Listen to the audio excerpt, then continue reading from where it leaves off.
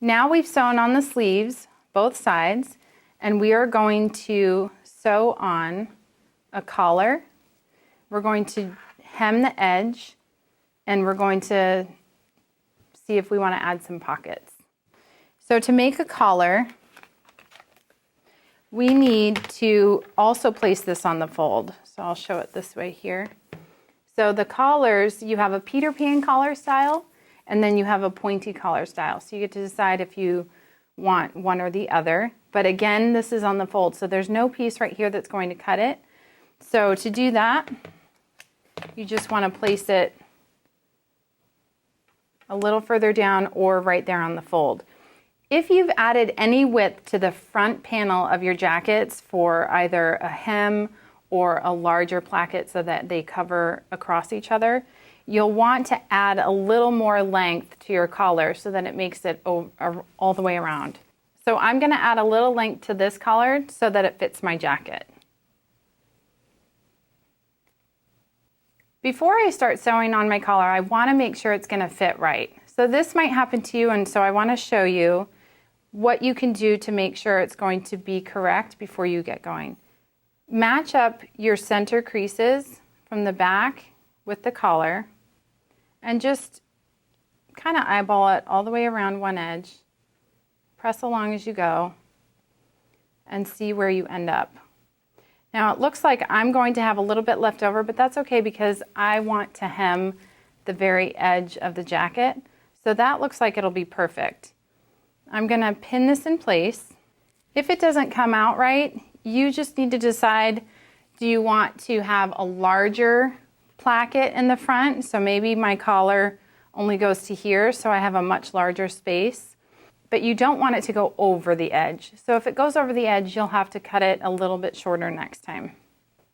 Now that we know that the collar is going to fit, you're actually going to sew the collar from the underneath side. This will allow it to just fold over the top once the jacket curves around the body of the doll. It's just a natural thing that it will do, so it works really well. So I'm just going to sew this in place. If you want, you can pin it before you get started. This is just about 1/4 of an inch or a scant 1/4 of an inch. And I'm just going to lift up the collar as I go along and just make sure that it's overlapping the same distance as I did in the beginning. That way I don't make it a smaller seam allowance or a shorter seam allowance. Make sure you don't pull on the collar because then it will end up in a different spot than the other end. Make sure your center lines up. If you want to pin this in place before you start sewing, you can do that. That's okay.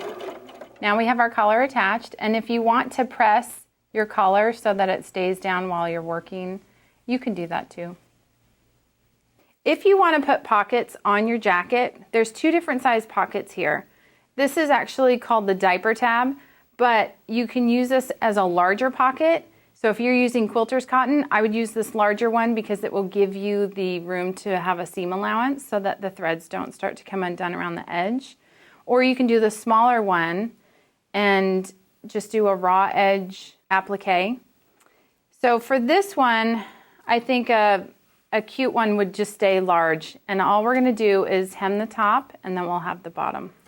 When we're making the pockets, we're going to sew them just like we did the sleeve hem. We're just going to fold a little tiny hem allowance to the back of the pocket and sew it down.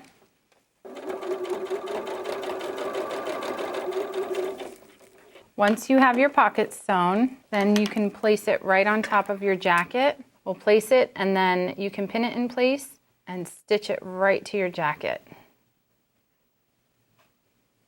To make sure that you have your pockets on the exact same side, to make sure it's symmetrical, here's my little trick. I lay one pocket right on top of the other, and then I match up my corners of my jacket.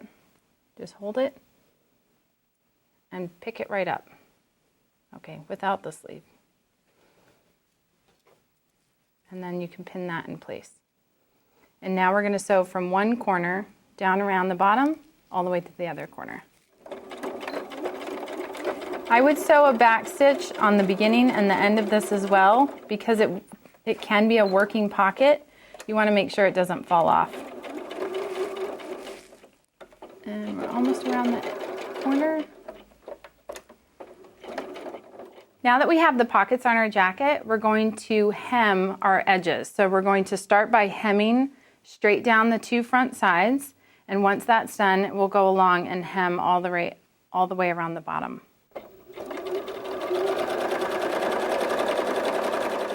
When you're sewing the hem, you can fold it under and top stitch it that way, or you can sew it the way I just sewed this jacket, which is to fold this piece over, stitch it starting at one corner, all the way up, all the way around the collar, and then all the way back down to the other corner on the other side.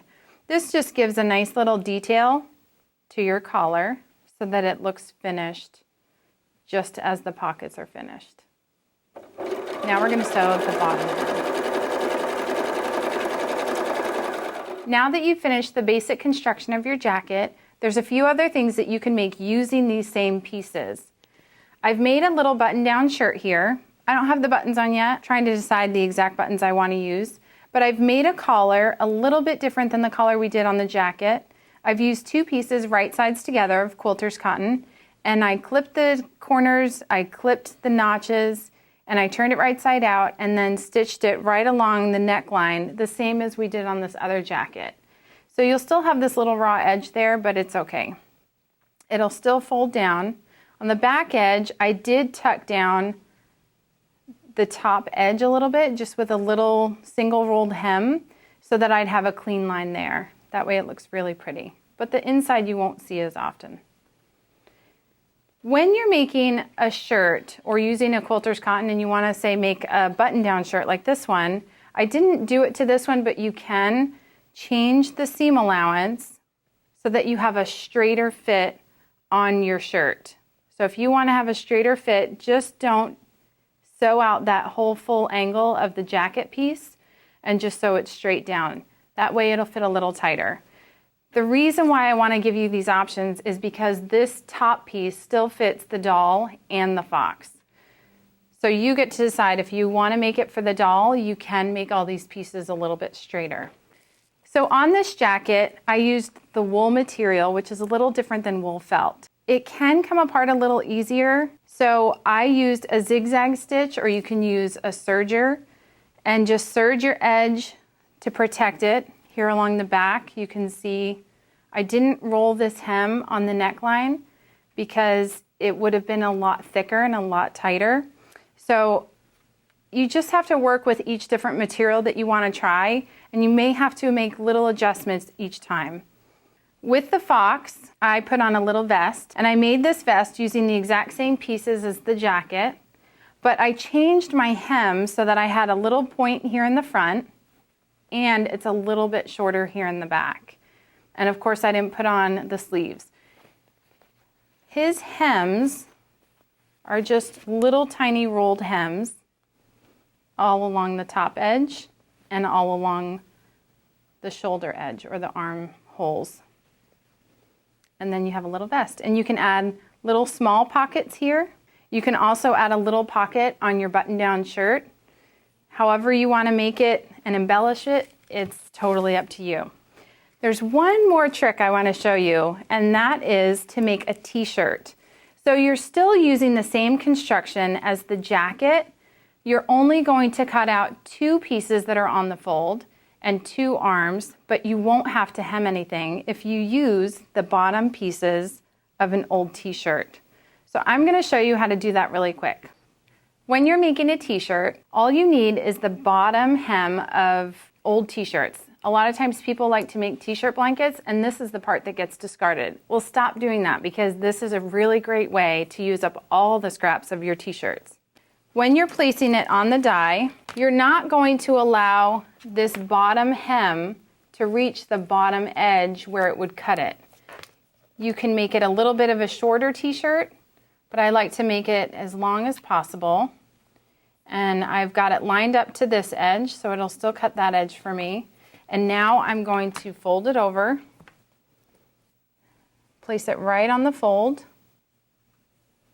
and then I'm going to line up my hem again. It may not be exact to that curve, but it still saves a lot of time to use this already made hem.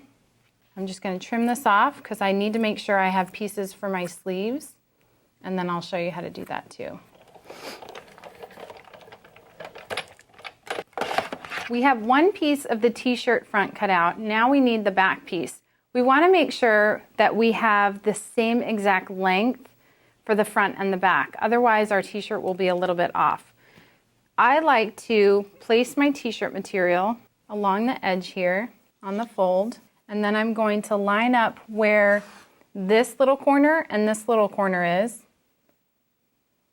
right here, just to make sure my t-shirt will line up and be exactly the same. And then line up this little corner over here. And now I'm going to take this one off and cut my next piece. To cut out our sleeves, we're going to do the same thing. We're going to line up our material the same way that we lined it up for the front pieces of the t-shirt. We want to avoid putting the edge of our t-shirt over the edge of the pattern piece because we don't want to cut that hem. It won't be perfectly curved the way it should be, but it will still work really well. You can also kind of pull it down a little bit on those corners, and then we're going to cut it out just like that. For the sleeves, you can cut 2 at a time because you're not cutting it on the fold and you don't have to worry about all the extra fabric layers that are here on this hem. So cut 2 at a time, layer them one on top of the other, right sides together. Even though it's very symmetrical, the piece is accurately symmetrical, you still want to just make sure that you're cutting them the right way. If you're using a larger die cut machine, you wouldn't necessarily have to trim off these edges because you have extra room. But because I'm using a smaller machine right now, I'm going to trim off my edges a little, and then I can put it through. If I want to make a short sleeve t-shirt or a 3/4 length t-shirt, I just simply move my pieces so that the sleeve is shorter. So here you can see the long sleeve t-shirt that I've made and the short sleeve t-shirt that I've made. These were both made using different t-shirts and different hems. I love the little stitch on that one. So sometimes you can find a really unique old t-shirt that can give you a great feature on a new little doll t-shirt. Whether you're making a jacket, a button-down shirt, a vest, or a t-shirt, there's plenty of options for you to have fun making clothes for your dolls. I can't wait to see what you make.